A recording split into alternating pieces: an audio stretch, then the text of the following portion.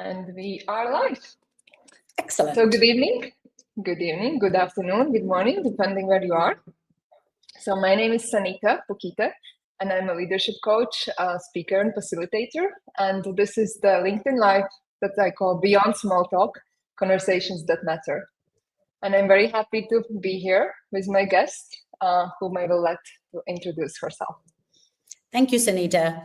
Hi, everyone. Again, like Sanita said, good morning, good evening, good afternoon, wherever you are. I'm Gitanjali Ponnappa. And like my little tagline says at the bottom, I'm a freshly founder of a company called Negotiate Her. I actually transitioned out of being an EY partner just a handful of months ago. Before that, I was with Accenture, so I've had big corporate jobs, and now I am running my own business. And I have 2 or 3 other things that I'm working on as well, which we will discuss when Sanita asks us some questions. Sounds wonderful. And because the podcast or the LinkedIn Live series that will become podcast later is called Beyond Small Talk, I think we could just maybe deep dive in. And we call this Negotiating Leadership Transitions. And this was actually the title that you suggested. So I'm curious, what was behind this title? Yeah. So, like I said, this is a very new transition for me. It has only been a handful of months, but the process of transition has been a couple of years. And the process of transition had, to use technical terms, stakeholders. So there were various people involved in helping me, A, figure out if I wanted to do a transition, B, once I had some options on the table to test them, and then finally actually take the action.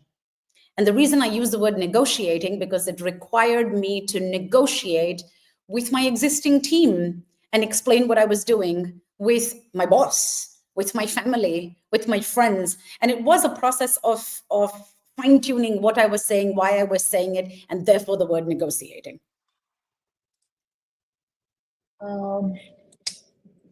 So I just got a bit confused because I saw a button recording and I thought it's not recording, but it is recording, so it's all good. We are live.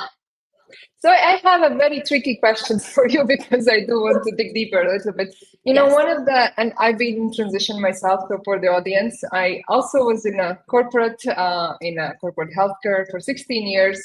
And then I did my executive MBA, and then I transitioned into my own leadership development company now.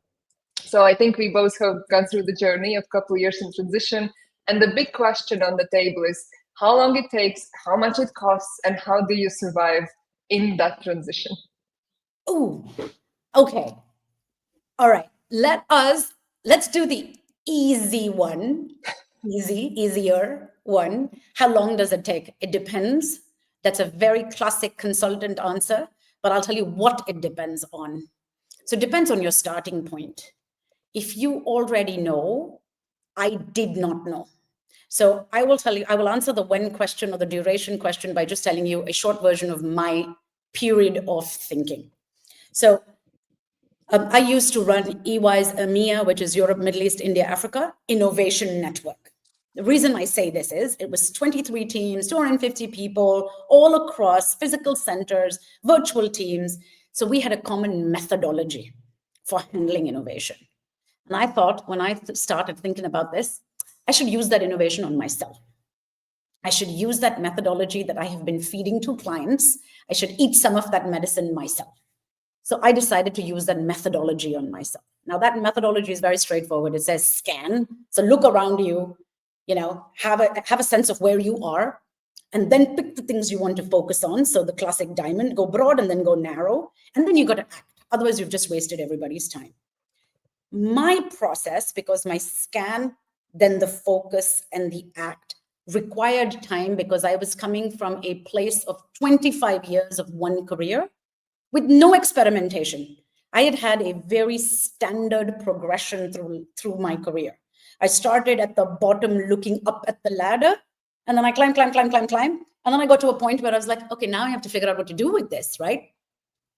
Therefore, I gave myself the gift, time-wise, to do a scan that for me lasted about 6 months. I'll tell you a little bit about the scan later. then my focus, which was like, hey, now I've got a bunch of ideas, bunch of options, let's pick the viable one. For me, because I had run an innovation team for that long, and I knew the method, and I knew how to sort, how to mind map, how to evaluate, how to have weighted scores, all of that, that took me about a month. The act, I'm still acting, which means I'm still in the process of implementing, right? So how long does it take? I would go with one, your starting point. My starting point was nothing. I had no ideas. It wasn't even like I was thinking, oh, I think I'm going to go grow coffee. I had no ideas. So I started with no ideas. So your starting point makes a difference. The second thing that makes a difference is how speedy you are with yourself in terms of evaluations, because you might have analysis paralysis. I don't have that because I have a methodology. So I think these two would define whether it's a short or a long. Does that answer one of your three questions? 3 questions in one.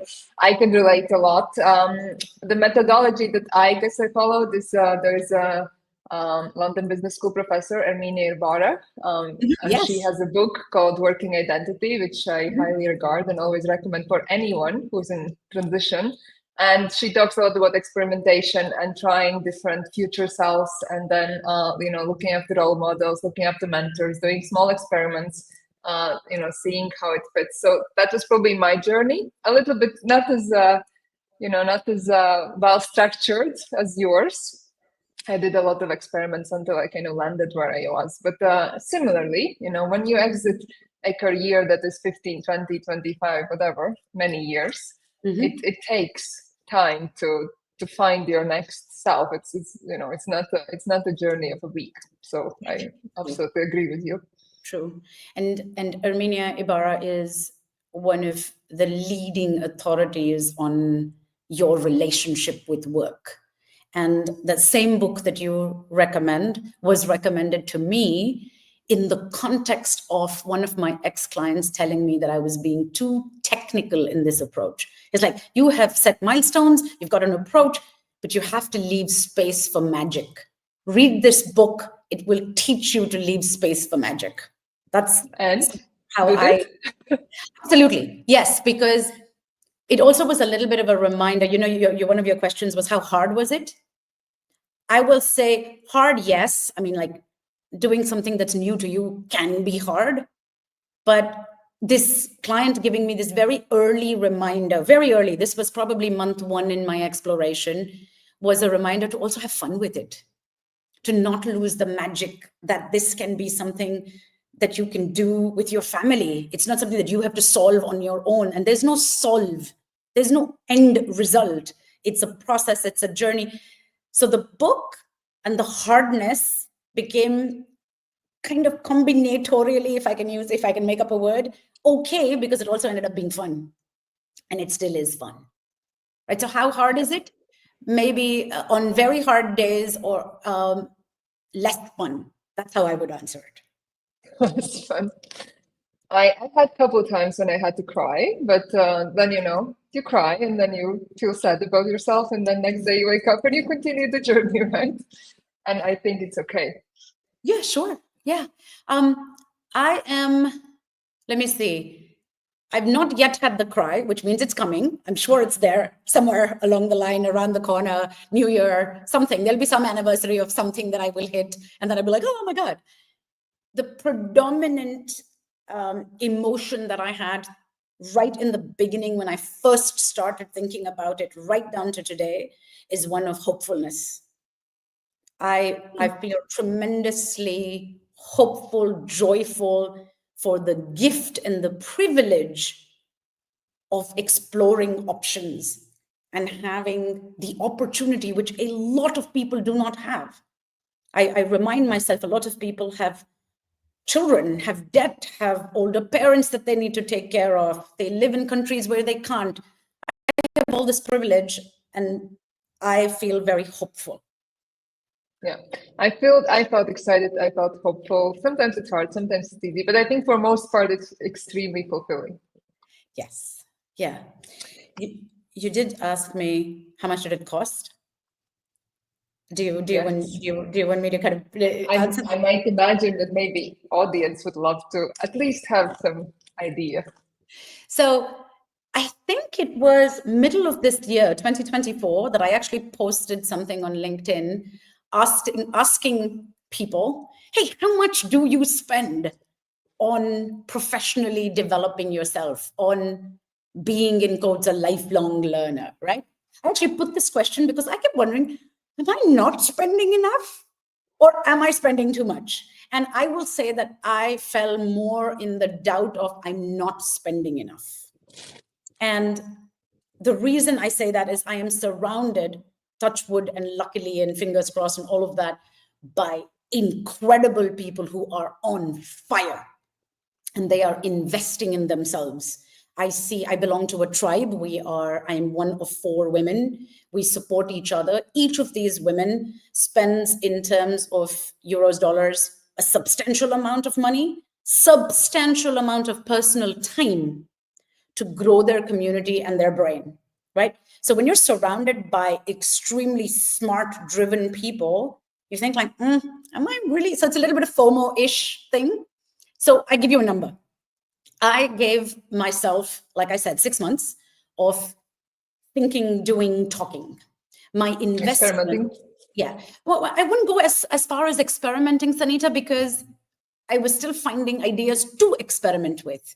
So I would rather call it my detective phase. I was like finding, like, what am I looking for, right? Research, yeah. Research, yeah, let's call it research, discovery, That was an investment of time because I set myself like a loose target that I was going to speak to in 6 months, 1-ish person a week who's not part of my work life.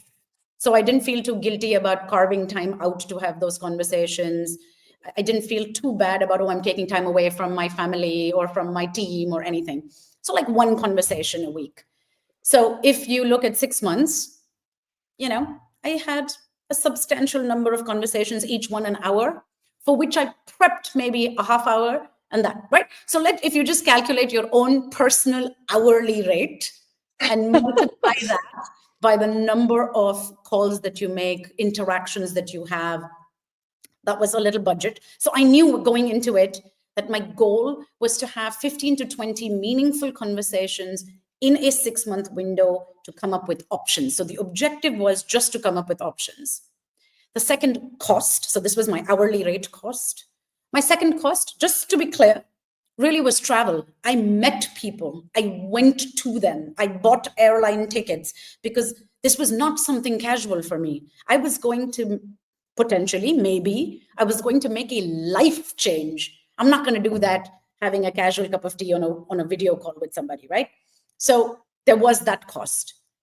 Then I spent this year, I dedicated it to, I called it actually on LinkedIn as well, I called it my year of education. So there were 2 or 3 fundamental things that I self-assessed that I needed to have. So one was a certification in sustainability, because I wanted a structured way to learn and talk about it. Was I talking about it to my clients already? Of course I was, but I wanted a structured, more meaningful way of pulling that together. The second one is I have founded Negotiate Her, which is a business about helping women and people of color navigate and negotiate their careers. I've had 25 years of experience, but I felt like I needed a stamp. So I went to school for negotiations. And I'm currently finishing up another bit of education, which is I felt the need to be educated on how boards are run, because that's going to be part of my portfolio. So there's the cost of education. So now I let everybody total it up for themselves, because your hourly rate is different from mine. How you invest in terms of travel and time would be different. And then there's the education element. That's how much it costs. And I can relate so much, especially to the education piece. And, it was interesting what you said, because obviously you already have a PhD, you have so much education. I have so much education, but I think there is this need for more education. But the stamp, right? We might have the skills, but we need the stamp.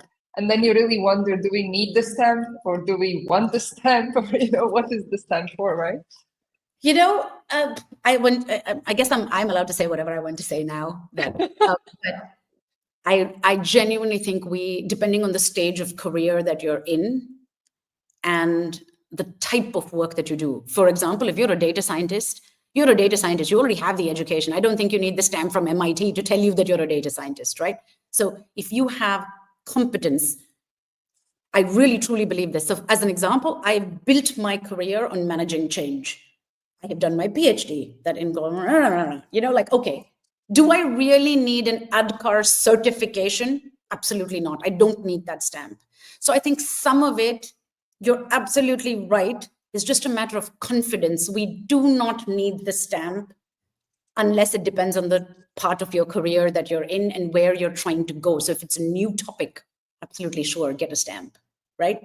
But I really think if I'm going to make a little woohoo for women particularly need to look at their learning budget and put lines through the stuff that we really do not need. We think 100%. We do. So just saying, 100%. You evaluate for yourself, each of you decide whether you need it or not. But women really reevaluate your education list and think about, do you really need that? I mean, my case, it was a little different because I literally changed my career. I used to be in communications and marketing. I'm in leadership development, so I had to, really truly get education and get those stamps in order, not just the stamps, it's not for the stamp, it's for the knowledge, for experience, for understanding what I'm doing and so forth, right? So I really need that, and I have done a lot of education. Some of it potentially, you don't have to have executive MBA to be a leadership coach, but that was my journey of transformation. That was how I transformed. You took 6 months to fly and see people. I went to, executive MBA, but that's how I transformed. But then once you are out of that transition and you're like, okay, now I have the clarity, this is what I'm doing, then I think you just pick up the skills. And if you have the skills, you maybe don't need a stamp. If you need extra education, you go do it. Then you cherry pick, right? You cherry pick what you need. But I do want to, I feel like you opened this can of worms with stamp, and I feel like I now need to take out the worms and explain it a little bit. So I'm Indian. I grew up in India. I want to say extremely Indian upbringing, whatever that means in quotes. Okay, so the stamp was terribly important culturally. It was important to my parents. It was important to me that I could say, I did my master's here and I did that. It was important to me. I now have part of my I don't want to use the word transformation, part of my transition away from a corporate into more of a portfolio career.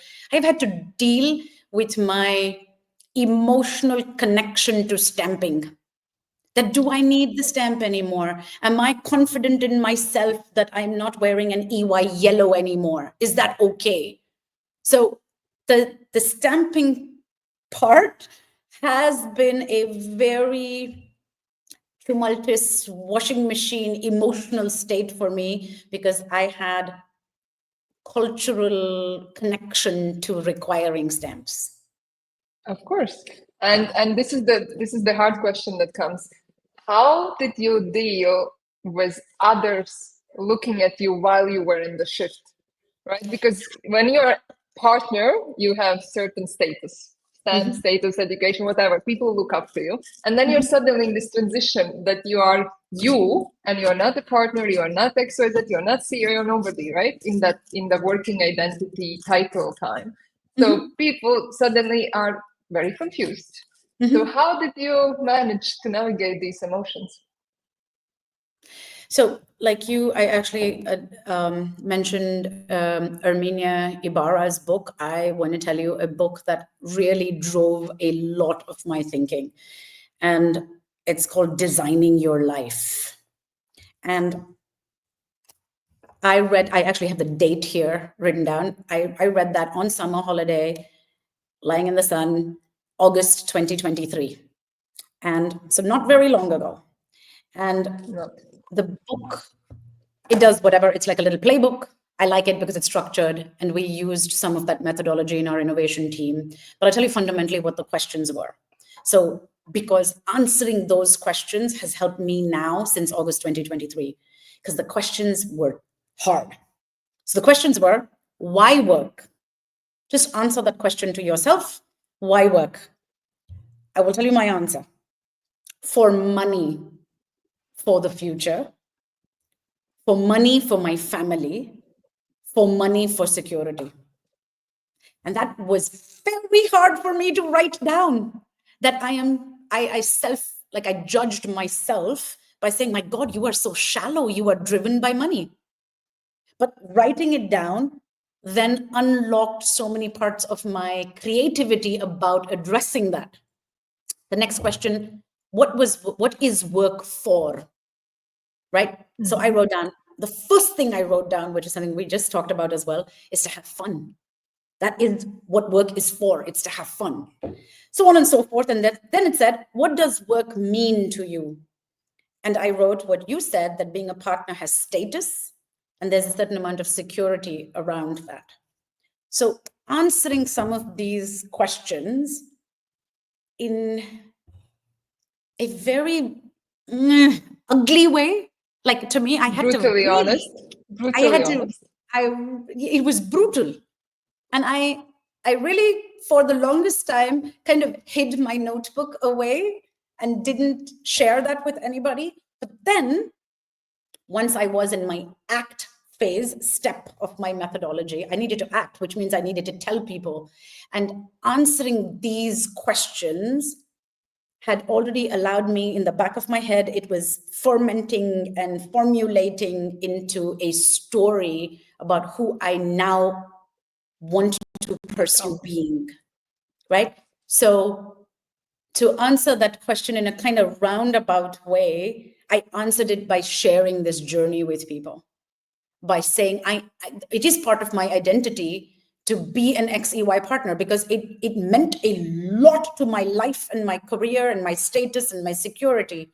But I am also now a founder of this, and I also am going to be on a board, and I'm also these. So giving the past and painting a picture of the future.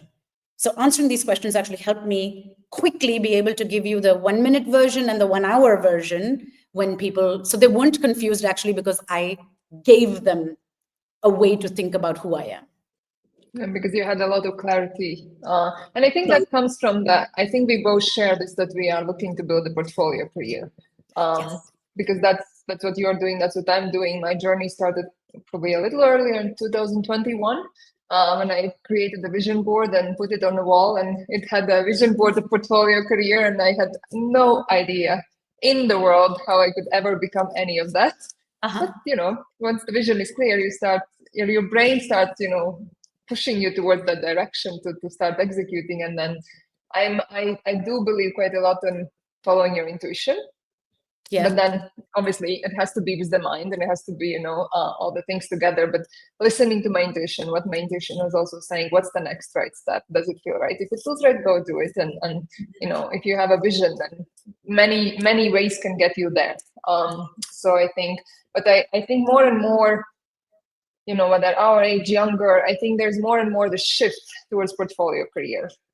We hear more about it, portfolio life, portfolio career. And I'm curious, how did you come to it? Was it the book, or what was for you that you suddenly decided, I want to have a portfolio career?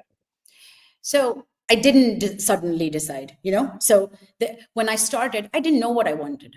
I, unlike you, who wonderfully had a vision board and were able to visualize, I had no vision.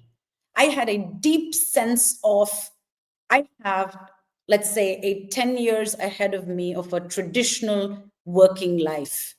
My exam question to myself was, what's the way that I can have the maximum impact I can in the last decade of my traditional working life? And I keep saying traditional working life because I mean working in the way that you're available all the time, and you're hardworking.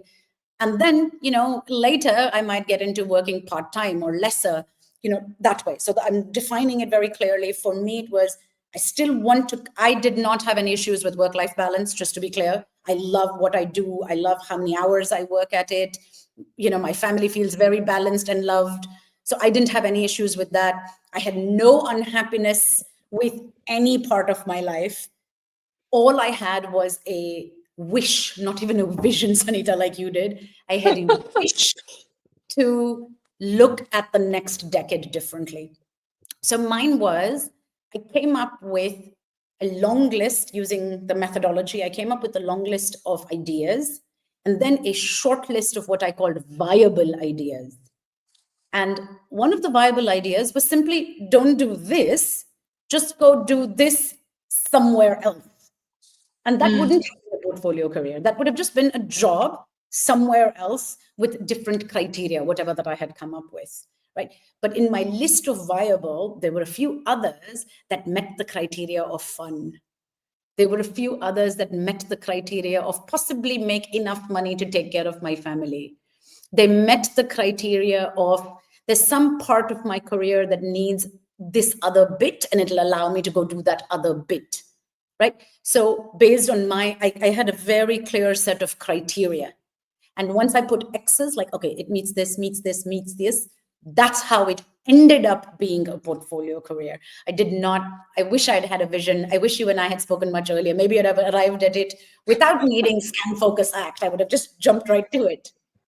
I think it's how our minds are structured, right? Because I'm, my original background before I was in sales and marketing, I was actually in creative kind of field. I was studying theater critique. So I always had that creative mind. And obviously you've been in very, structured career. So I think whatever works for, I don't think there is a unified approach to career transitions. If there was, then, we would have the blueprints and everyone would follow. I think there isn't. So however our minds work, somebody's vision board, somebody's very structured approach, somebody's experimenting, somebody's trialing, right? But what is clear is that there's a beginning when we want to change, then there is a messy middle, as I like to call it, when we go through all these different emotions and explorations, and then there's the beyond phase, right? When we start to implement the new us, and I think that's where you are now, right? And that's where I am now as well.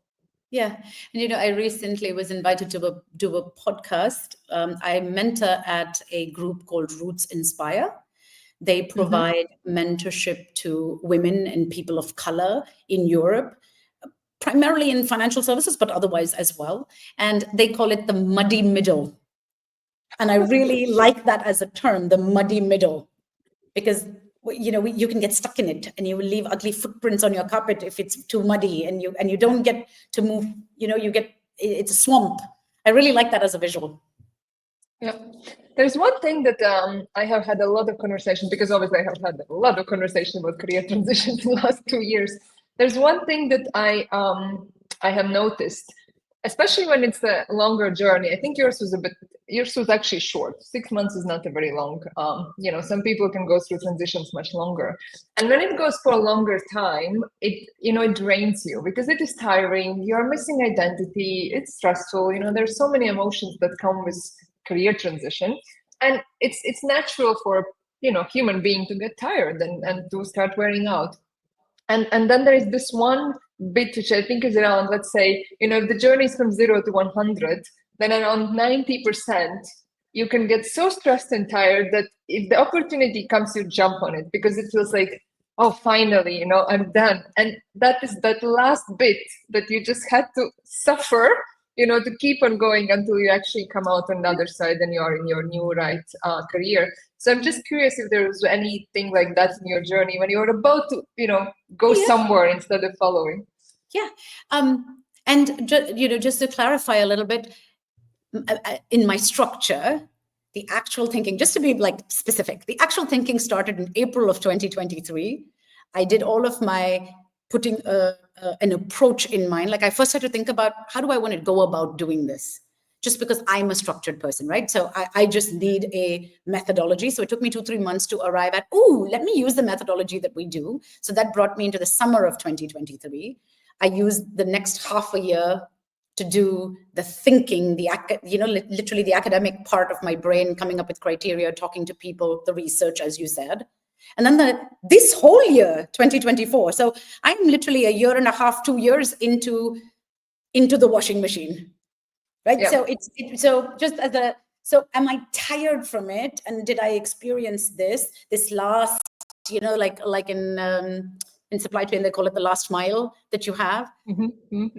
So I had one instance that just happened where I got literally a job offer, which is completely not what I want right now, right? So it's not what I want right now. The brand, again, going back to brand, the stamp is so deeply wired into my brain that I was like, oh, but that might be cool because, oh. So what really helped me, look the devil in the eye and push it away in a way was going back to my criteria. Does it fulfill my criteria, or does it fulfill only one criteria, which is brand and stamp and money and, whatever that was, right? So what really helped me was to go revisit that criteria. The second thing that helped me, Sanita, is that, there's a set of people that I speak with regularly. And when I say regularly, I mean once a year maybe, and they've been part of my life for 25, 30 years. So they've known me for most of my working career. I went back and I asked the question of them to say, hey, what do you think? Right? And that, hey, Tunde, hello. So that I call my Jedi Council. So I've always had a Jedi Council to go back and test my ideas against and get an opinion from, right? So when I feel worn out, I go check in with my Jedi Council, with my tribe, and I say, am I on track? Somebody, will you give me a sanity check? And this typically has worked really well for me the span of my entire career. So Martha was saying, sounds so lovely. I just saw the comment. Thank you, Martha. Thank you, Martha. What you just mentioned, and you call it criteria, and I wonder if you're speaking about the same thing. I refer to it as values, and potentially we are not talking about the same thing, but for me, that was the thing. I had to figure out what my values are, what is going to be important for me, and have my vision board. And again, like when I'm started to feel in this doubt roller coaster or emotions roller coaster, then I go back, go to my values, go to my vision board, confirm to myself I'm on the right journey. So that was one thing that helped. And the other thing that helped me personally, support networks, 100%. But it's also having some kind of milestones, because what I loved what you said in the beginning, that you gave yourself those 6 months to connect with people. And in a way, it's also self-compassion, right? Because you give yourself space, you give yourself time, and you know that you're not going to stress, you're not going to be hard on yourself, you're not going to, push yourself. You just do what you said you're going to do in those 6 months. And I sort of did similar things. I set milestones for my transition, by August, I wanted this, by February, I wanted this, by March, I wanted that. And as long as I was feeling that I'm meeting those milestones, I was doing all the very best to kind of sit back and be calm about it. And that's self-compassion. Yeah. Kindness. We offer kindness to others, and we should get some of, kindness to ourselves as well. Criteria, I think mine are a little bit, let's say, specific. So in my negotiator way that I work with women and people of color is I start from what are your values, because your values, I believe, and I have lived struggling with trying to stay in alignment with my values. So, and that struggle is good. Like, I think struggle is really good. Like, it's good for you. It strengthens your backbone and it builds muscle, and, it gives you courage to go in and have difficult conversations. It also gives you directionality for your life. So I did a little values test so that I could remind myself what my values were. I knew what they were instinctively, or like you use the word intuition. So I had a very good sense of what my values were, but it was really helpful to have a starting point to say, these are my top 3 or 5 values that drive my life. Whereas criteria, I actually have it open here, so I'm going to read you some of my criteria. Criteria was, I put a little speedometer with super, like, I have a lot of it, and I have little, like, is the gas tank empty or is it full?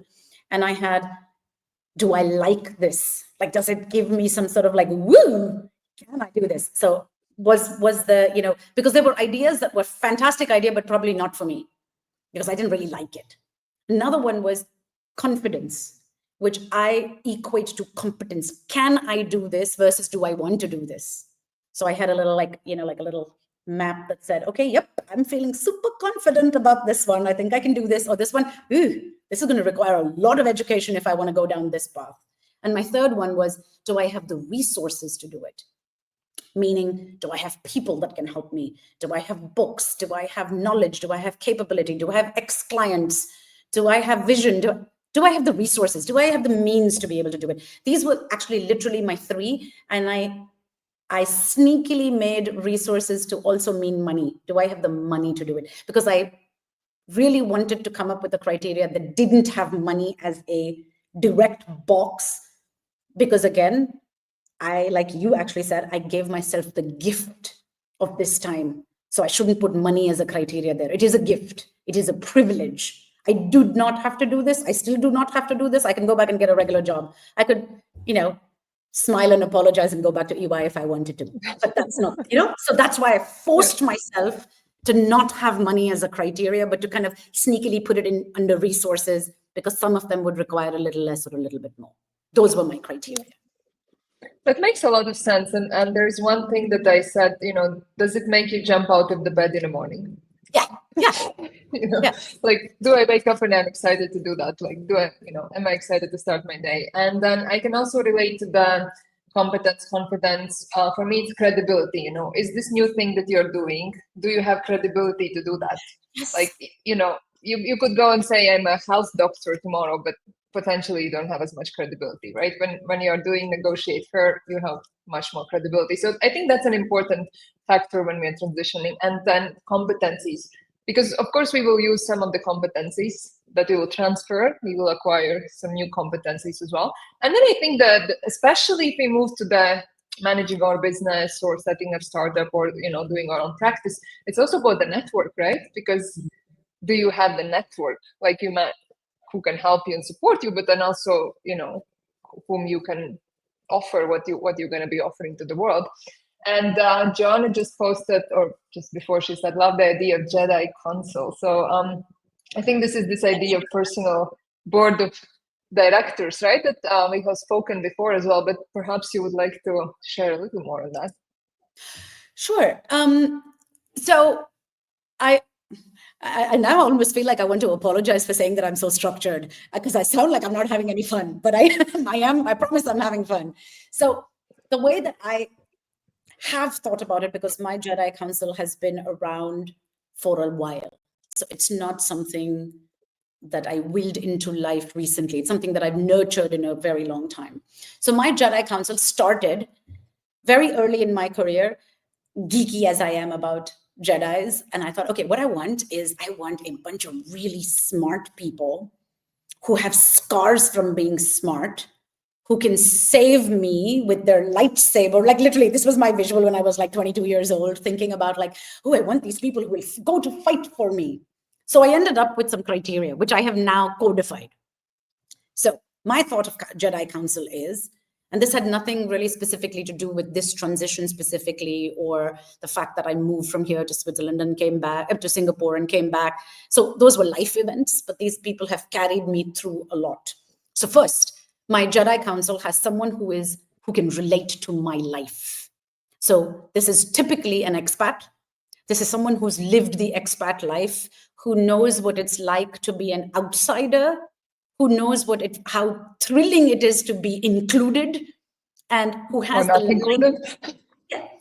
life experience that is similar to mine. So I need somebody who has that. And sometimes these people are different people depending on where I am. The second one is I want an insider. So I have lived in the US, I've grown up in India, I've lived in South Africa, right? So lots of places.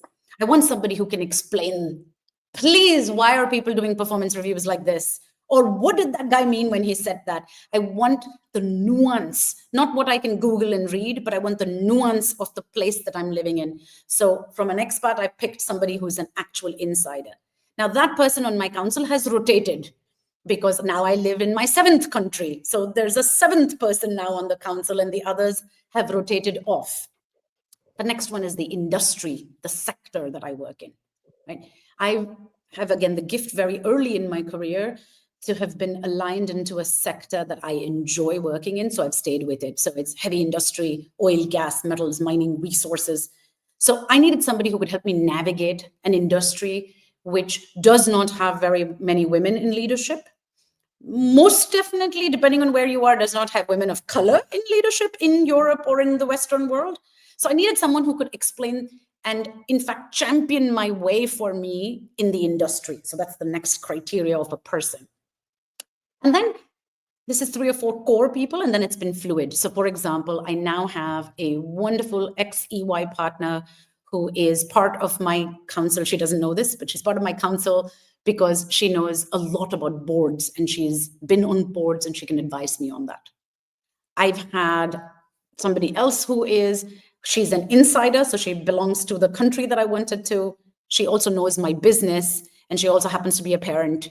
And so so I have looked at a Jedi Council very, very strategically as I need this kind of support to build a lifelong career. So who do I like? Who wouldn't mind giving me a little bit of time every now and then, and who genuinely likes me back? So yes, that's been sort of the way that I think about it.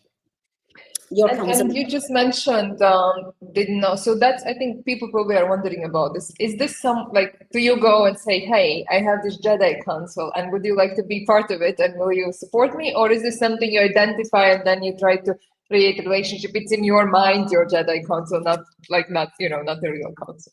So now, because it's such a joke, and it's also part of the negotiator methodology, because I believe in it so firmly, we've codified it, and the core people who are in my Jedi Council have formally requested for lightsabers. So yes, they now know that they are part of the Jedi Council. But like just yesterday, I was talking with a client and we were talking about building her council. And my recommendation was, please don't go tell people that you want them on their Jedi Council because you will sound a little bit crazy.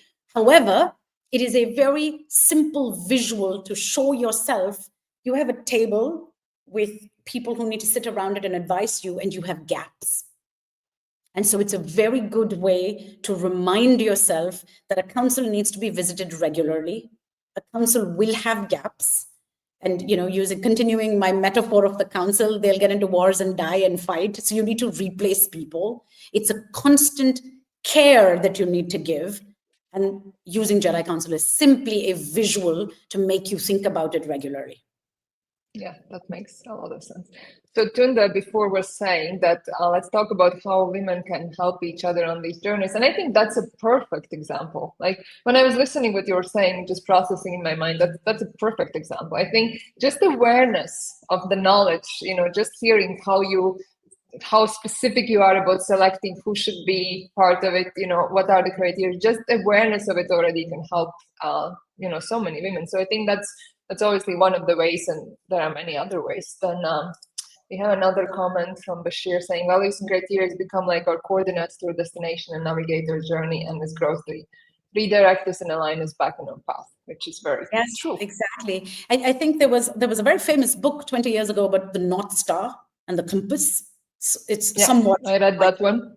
Yes. And thank you, Diksha. So great. So let's maybe switch gears a little bit, and we still have some time. Let's talk about your new venture or business, or I actually don't know what it is. So what is it and what do you do with it? So it's Negotiate Her, and we are proudly on Instagram now. And I say this because my God, it was such a challenge. So I personally am not on Instagram, and it has taken a lot of coaxing and cajoling from my team to get me on Instagram. But here's what it is. So it is definitely a business, Anita. So, and there's a reason I say that. I very carefully, when I started with this idea, I framed how I was going to speak about it by calling it a small business that supports women and people of color to navigate and negotiate their career. There were several reasons why I said that, right? Because first, I want women and people of color to know that I hear you and I have your back and I will help you, right? And I have to say this, I've had several boys, men, guys in my life, like, what does this mean? You're not going to help us? And my answer is, of course, if you know who I am, you know that I'm a helpful person. But my purpose, Bashir, like you mentioned just now, having coordinates, your values. I that period of time last year in my scan, I also worked quite deliberately on what is my purpose in terms of finding it. I didn't even know that I had one. And then being able to articulate it, tie it with my values, and feed it into something that could become a business. And Negotiator is really the birth of bringing that. So my purpose is to give women and people of color multiple templates to live their lives with authenticity in the business world. And I live in Switzerland. My business is targeted towards people living in Switzerland and in Europe. I have partners. And the reason that I have partners is, again, accidental beauty that happens when I started speaking about this with my South Asian friends in the US. I found somebody who I have known for 20 years. I just didn't know that this was a focus that she had. And so I have a partner now in the US formally. So I have partners that help, who share the commonality of purpose, that we want to help women and people of color. Thank you for asking me. That's wonderful. And I saw, I've been following your journey, and I saw a couple podcasts.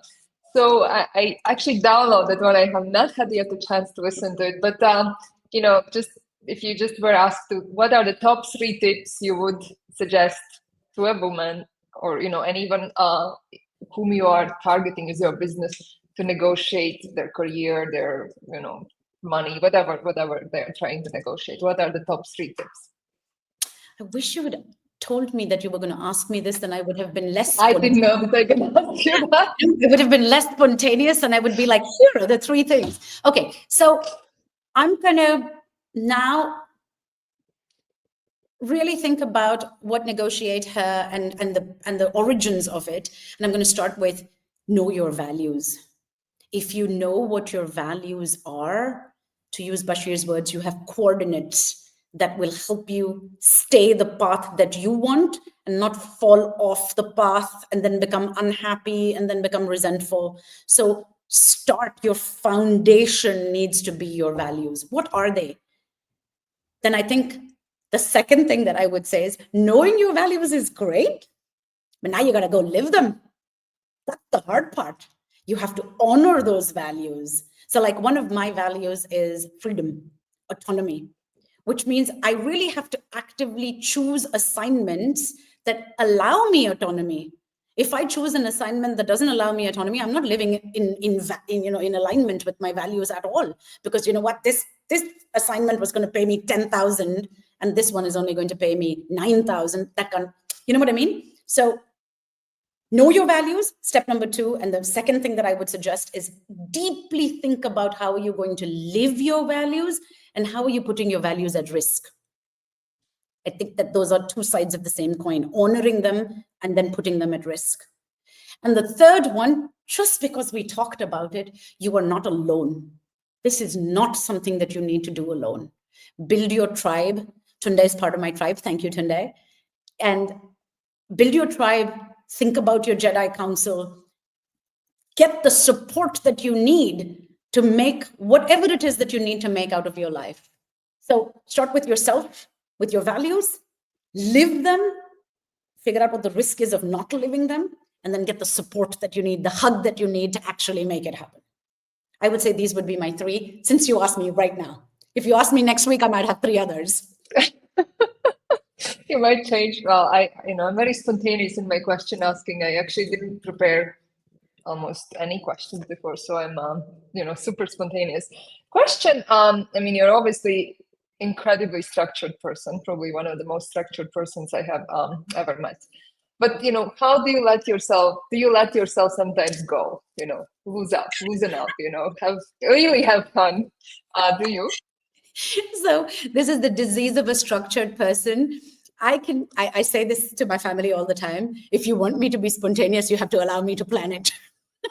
So, sorry, I don't know. I live by my calendar, and I will plan in fun time. But then I know that I have to have fun at that time. But I think the people who who have, who are part of my life, and people, my teams who have worked with me in the past, I would like to think that they have experienced me as a fun person, because it's such an important value for me as well, that we thrive and that we enjoy what we do together, because we are living this life together. So Of course. I do, but I have my structured way of doing it. Honestly, nothing wrong with that. And I think you also, like, if I remembered, nature, right? Because I think nature is one of the ways to free our mind. It doesn't have to be crazy. I think it's more about, what gives us some kind of inner peace and freedom. And it can be anything. It can be coloring, it can, anything, right? Yeah. I grew up in a part of India. My heritage is from a place called Kurg, and Kurg is in the middle of a forest, and it's a national forest. So there are, elephants, and, and I grew up with a coffee growing family. So we've had that land and wells and water and rice. And here now in Switzerland, it's dark now, but, my dog gets a walk in the meadow, and I do something which people in my previous team kind of got into it really very quickly, was I do something called walk and talk, because I'm like, it is so healthy to just get up and please 100%. walk away. I know what you look like. I don't have to sit in front of a screen. After the first meeting, we know each other. It's fine. So I really enjoy it. Is structured and built into my calendar, but the dog gets a walk 4 or 5 times a day. And I use that time to connect with the people that I get energy from and who I can give energy to as well. So that's my structured spontaneity, if that can be a thing. I love what you just said about energy, because often we have these conversations about time, how much time we have, how do we balance all of that. And I love that you just mentioned the energy, because it is about having energy. We could have very long day, like, which I'm sure sometimes I have, but as long as we have the energy, and we get energy from doing things we love. So the more things we do that we love, we get more energy. So how do you manage your energy? So some days very poorly, many days very well. So we have to keep going back to structure, but so I have recently, this is new. So I'm giving myself a gold star for just doing it. Recently, I started some, like acupuncture, and I was treating it as a medical thing. Like, you're supposed to do this thing, so now go do this thing. And it was like a thing in my calendar, and I was grumpy about it because it had taken an hour away from my day, and I was angry about it. So having the shift in my brain that, now 30 minutes before I go to acupuncture, I'm going to put myself in a happy state of mind, and I'm going to walk the dog, then I'm going to go do this 1 hour, and then I'm going to come back and have a cup of tea and not get into a call instantly. So I'm learning to put brackets, kind of extend the things that I do a little bit broadly by adding a tea and adding a walk to it. Very new behavior. Very new. So I can't as yet give myself like a pat on the back to say, yeah, you're managing your energy well. Cannot. But I do an energy audit very frequently with my mother. She has known me all my life. And she taught me very early that energy is a bucket. And if you have holes in your bucket, no matter what you put in, it's going to leak out. So you've got to take care of this bucket. This was a visual that she taught me. I don't know, I must have been 6 years old, right? So it is a finite resource. It is not infinite. So she reminds me of that. So having somebody help me with that energy audit who doesn't know anything really in detail about my life, but will just check in and say, did you eat breakfast? And I'm like, okay, it's annoying that you're asking an adult woman if I ate breakfast, but thank you. Yes, I will. So again, I have somebody who helps me with it. It's a support network. Yes. Yeah. I'm sure you have something like that too, right? I do. I love it. Here you go. You have a wonderful way of managing energy, right? Thank you, Joanna. And we have another comment. Donnie, treat the time as your self-care time. So time to exactly. This is exactly true. Because Donnie, it is a finite resource. We are not given infinite energy. We really have to fill it up. You're right. Yep. For me, I think the way I look at it is I'm somehow almost like manage my life in blocks, and I very much compartmentalize I have Mentalize, compartments in my brain, yes. yeah. So like sometimes it's a learning time, and then I completely zoom out and I'm learning, and I like switch off. And then sometimes it's working time, and I'm so immersed that I'm completely oblivious to anything that's happening around me. And then it's a vacation time or my climbing time or mountain time, and then I'm offline for days or weeks. So I I kind of live in blocks sometimes, and sometimes it's annoying to others, and sometimes it's fine. But that's how my brain works. But at least you're being very mindful. You're aware that this is what works for you. So another thing that works for me is big bursts of energy. So I can run a crazy space for 6 weeks. And that is my magic number. My magic number is about 6 weeks. And then I need 3 days off. And 3 days off is a literally lie on the couch and do nothing 3 days. And then I find that very refreshing and refilling, like Donnie says, of energy. So finding my own pace. Like other people, I used to sort of whine about it a little bit at work, that we all had to take time off during Christmas and New Year, or the Europeans are off for 3 weeks in the summer, because that's not how I am wired. I don't need 3 weeks in the summer. I need 3 days every 6 weeks. And the world is not necessarily designed for that. And therefore, going back to my values of freedom, I'm now trying to design a life that actually aligns with that. Yes, and I think that is so important. We have few minutes left, and I thought, since obviously it was actually Tunde who brought us together, and I have seen you ladies doing your open door innovation, why don't you tell the audience a little bit of what are you doing there? Absolutely. So, I didn't get a chance actually to say, what did I transition from to? So we talked about the to, which is negotiator, but the from is, I built a career, 25 years in consulting, so management consulting. And the topic that I did was managing change, so transformation, change, technology, and innovation. And so Tunde and I, we actually we founded something called Open Door Innovation. You can look it up on LinkedIn. It's hashtag Open Door Innovation. And it's fundamentally just a community of corporate enterprise innovators. So we're not excluding startups, but it is really for people who work for an ABB, an EY, large corporations like Emirates Airlines or whatever, so have corporate jobs in innovation. We realize that there's actually no real community for them to talk with each other. The reason being, people are usually focused on startups and the ecosystem of startups, or they are focused on the fact that innovators don't talk to each other because it's intellectual property of a company. So CFOs tend to talk to each other. Operations guys talk to each other. CIO for innovation don't. So our desire when Tunde and I founded Open Door Innovation was to build a safe community where you can talk about the business of running innovation. So not what you innovate, but how you innovate. So you take the what away. None of us are talking about what products are being developed, what processes are being innovated, none of that. We talk about the how. And we are very proud to say that we are at year 1 anniversary, and tomorrow we're having a meetup in Zurich at 6:30 p.m. And you can go see it on my profile and Tunde's for where the location is. Thank you, Sanita, for allowing me to bring that up. We're very proud of the community that we've built, and we're very happy to take it out of the virtual world into the real world tomorrow. That's wonderful. And I hope that, somebody watching and maybe shows it. And this is just for women, or this is all inclusive? Innovators, corporate innovators. That's wonderful.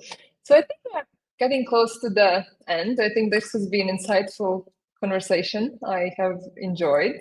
Is there any maybe last tip that you would want to leave the listeners with? This I actually did think of. So I saw a post from someone who's a very well-reputed negotiator called 10 More. And it is about open the door and allow 10 more in. And I really believe that each of us has powers, whatever our powers are. And so in Negotiator, I end all of my sessions with stand up for yourself. And if you can, you have the time, energy, resources, love in your heart. If you can, stand up for someone else. That is wonderful. I love that. So I think with that, we will end. Thank you again so much for the conversation. Thank you for the viewers for your comments. It was lovely to read the comments. And yeah, well, I'm sure we'll be in touch soon again. Thank you, Sanita. And thanks, everyone. Ciao. Thank you. Bye. Bye.